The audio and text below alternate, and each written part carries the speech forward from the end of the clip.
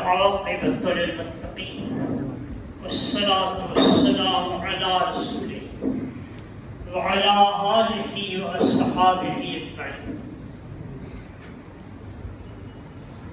أعوذ بالله من الشيطان ولا تقول لمن يقتل في سبيل الله أموات بل أحياء ولكن لا تشعرون ولنبلونكم بشيء من الخوف والجوع ونقص من الأموال والأنفس والثمرات وبشر الصابرين الذين إذا أصابتهم قالوا إنا لله وإنا إليه راجعون. دوسری بڑی آواز صلی اللہ وسلم محمد وصحبہ وسلم. حاضرین محترم، مجھے وقت کے گزرنے کا شدید احساس ہے.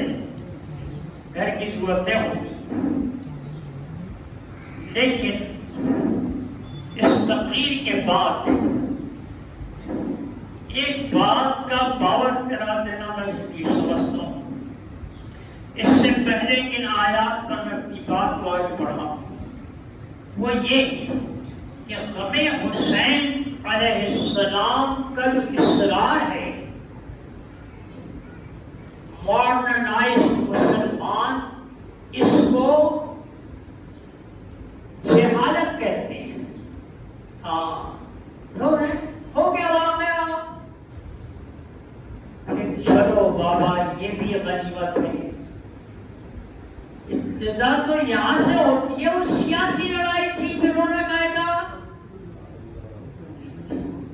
سیاسی لڑائی تھی اس لیے کہ آپ نے یزید کی حکومت کو نہیں مانا. یہ لوگ کہتے ہیں مان لینا چاہیے تھا. احسان فراموش، یہ بات اپنے ساتھ لے جائیے اور اس کو وقت ضرورت بولیے. ان احسان فراموشوں کو اللہ نے تاریخ میں امام حسن رضی اللہ تعالیٰ عنہ کے ذریعے جواب دے دیا، جو کہتے ہیں کہ حکومت کرنے دینا تھا اس کو. حکومت کے وہاں سے لائے انہوں نے. ارے سنو، جن پر ایک زمانہ بادشاہت کا الزام لگاتا سنا جاتا ہے یہ معاویہ رضی اللہ تعالیٰ عنہ، وہ الزام نہیں، وہ خدا کے رسول صلی اللہ تعالیٰ علیہ وسلم کا فرمان ہے کہ معاویہ تم بادشاہ ہوں گے تو ذرا لوگوں کے ساتھ اس نے سلوک کرنا. ہاں، بادشاہ ہونے کی اطلاع بہت پہلے تھی. تو امام حسن رضی اللہ تعالیٰ عنہ نے امت میں خون خرابہ روکنے واسطے سپرد کر دیا. تم بولتے ہو نا کہ انہوں نے ایسا کیے. دونوں بھائیوں کے دونوں کردار سامنے.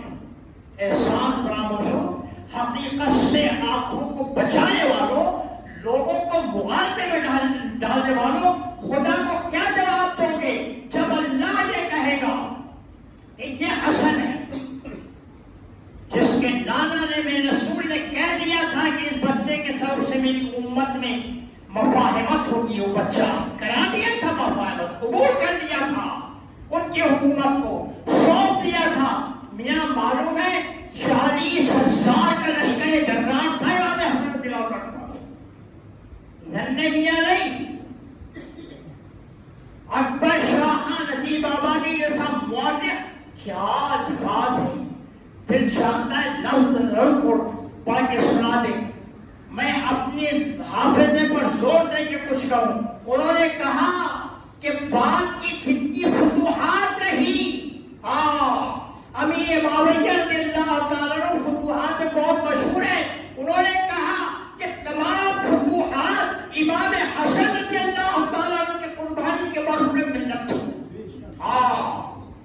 40,000 کا لشکر جو کھڑا دیا، اگر ٹکراتے نا ایسا قتل ہوتا امت میں، ایسا قتل ہوتا کہ وہ جو رومی اور ایرانی تھے سارے غلام بنا لیتے مسلمان.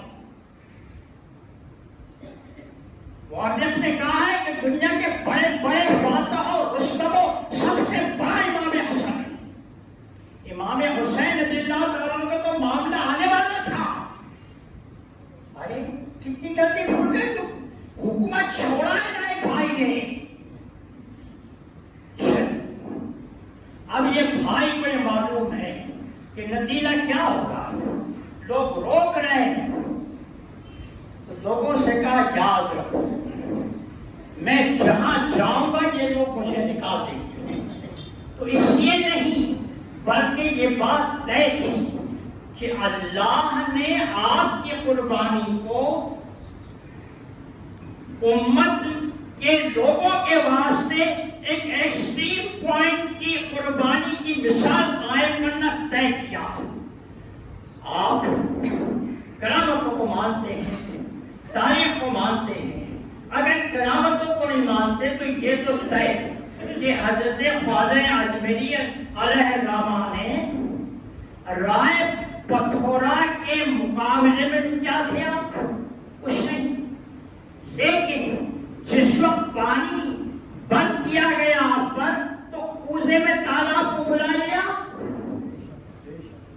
اب سوچیے کہ امام حسین رضی اللہ تعالیٰ عنہ ان کے والد ان کے والد ان کے والد ان کے والد تو کیا وہ مجبور تھے؟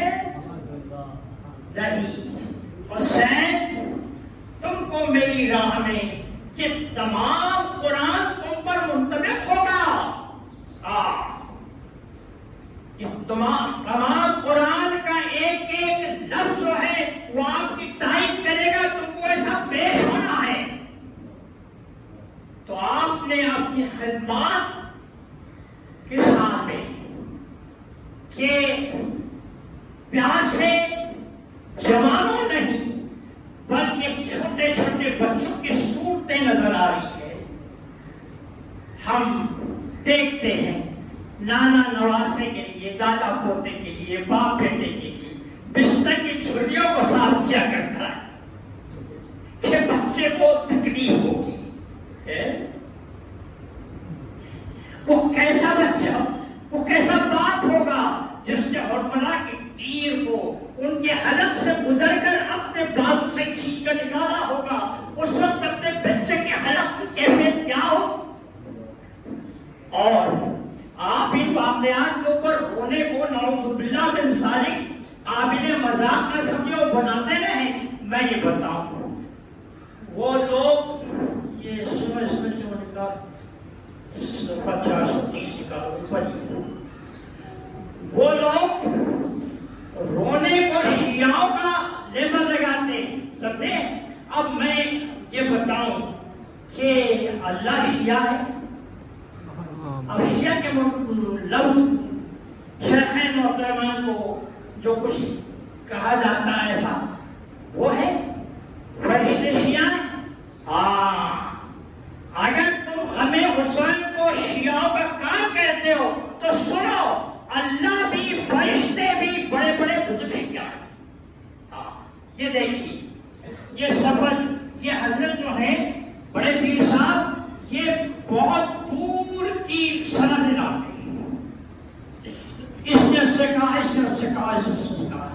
اب انہوں نے ایک جگہ بتایا کہ شہادت کے بعد میں نے ایک مرتبہ کیلکولیٹ کر کے بتایا تھا، اب ذرا غلطی ہو جائے کہ مجھ سے 40-50 کے آس پاس برس ہوئے تھے شہادت کو، کہ سلمان یعنی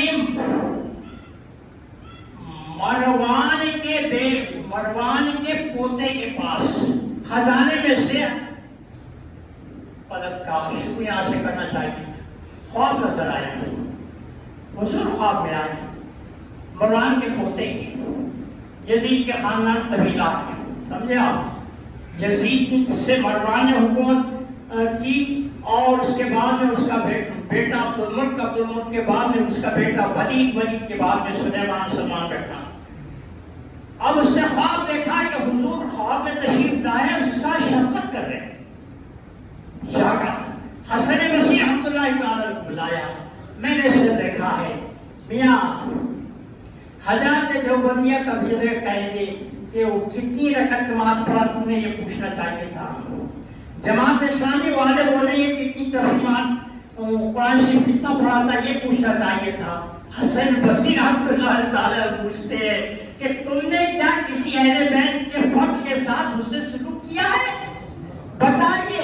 حضور کی شفقت کرنے کے لیے تعبیر جو اٹھائی جاتی ہے وہ اہل بیت سے محبت اٹھاتی ہے. جاؤ تمہاری مرضی، اہل بیت سے مخالف ہو جاؤ، تم اپنا دیکھو، لیکن خبردار اپنی عقلیں ان کے پاس بھی گرو مت رکھنا. دھیان دیکھیے، وہ جو میں نے کہا نا کہ اللہ کو شیعہ ٹھہراؤ گے کیا ٹھہراؤ گے، ہاں تو وہ بات اس سے قبول کیا کہ میرے کو خزانے میں حضرت حسین کا سر ملا. اب ذرا یہ بھی تو سوچیں، ذرا مسلمانوں غیرت پکڑے کہ ایک برہمن کی بیٹی محمد شاہ رنگیلے بادشاہ کی لاش کو جمنا کی ریت پر دیکھ کر مغرب کا وقت ہو گیا تھا کہ کتے کھا لیں گے تو اپنے زانوں پر تمام رات لے کے بیٹھی. بتاؤ اس کا خرابہ نہ ہو. اور یزید کے زمانے میں حضرت کا سر پار دفنایا نہیں گیا، اس کو آسان کے طور پر اپنے سامان کے کمرے میں کباڑ خانے میں رکھا گیا. وہ خزانہ بولے میرے نزدیک کباڑ خانہ ہے. اور تقریباً 50 کے آس پاس سال گزرنے کے بعد وہ چہرہ پہچان کا تھا کہ امام حسین کا سر ہے. ارے تاریخی واقعات کو کیسے چھپاؤ گے تم؟ اب اگر پربھنی کے یونس پر ظلم ہو متاثر حکومت کا اور ہر سال اس کی طرف کرے تو حکومت ان کے جینا مشکل کر دے، جس کا سترہ کا جینا مشکل کر دے. یہ کافروں سے بھی گزرے ہو گئے تم. یہ کافر جو تمہارے درمیان میں رہنے والے ان مظلوموں کی طرفداری کر رہے ہیں، تم ان مظلوم سردار حضرت حسین کے غم کے معاملے میں تم مذاق کرتے ہو. تم یہ کہلاتے ہو کہ یہ خلاف مصلحت ہے، خلاف علم ہے، یہ اہل نفس کا کام ہے. دیکھیے میرے اسرار جو ہے نا صرف اس کی ہے کہ انہوں نے اللہ کی راہ میں درد والا چھیڑ کر پورا اپنے آپ کو قرآن حکیم کی تفسیر بنا کے پیش کیا. اور پھر وہ بھی تو بات ہے کہ جب آپ نے سفر کے دوران اون کے دوران آواز سنی کچھ انا للہ پڑھا، بیٹے نے پوچھا کہ کیا بات ہے بابا؟ کہا میں سن رہا ہوں کوئی کہہ رہا ہے کہ اپنی قتلگاہ کی طرف جا رہے. تو بیٹے نے ہائے معاہدہ کرنا چاہیے تھا، وہ بیٹا حضرت حسین کا تھا. کہنے لگا بابا کیا ہم درست نہیں ہے؟ کہا بالکل درست ہے. کہا بس بابا پھر ہو جانے دیجیے جو کچھ ہو جاتا ہے. دیکھیں صاحب آج یہ ہے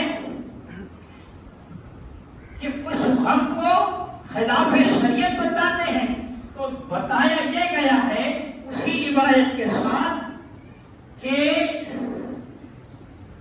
حمزہ بن سیاد نے بیان کیا ہے کہ میں نے رسول اللہ صلی اللہ علیہ وسلم اور حضرت ابراہیم علیہ السلام کو خواب میں دیکھا. بتائیے سنیے، یعنی عالم بالا میں ایک انقلاب پیدا ہو گیا، ایک حرکت پیدا ہو گئی.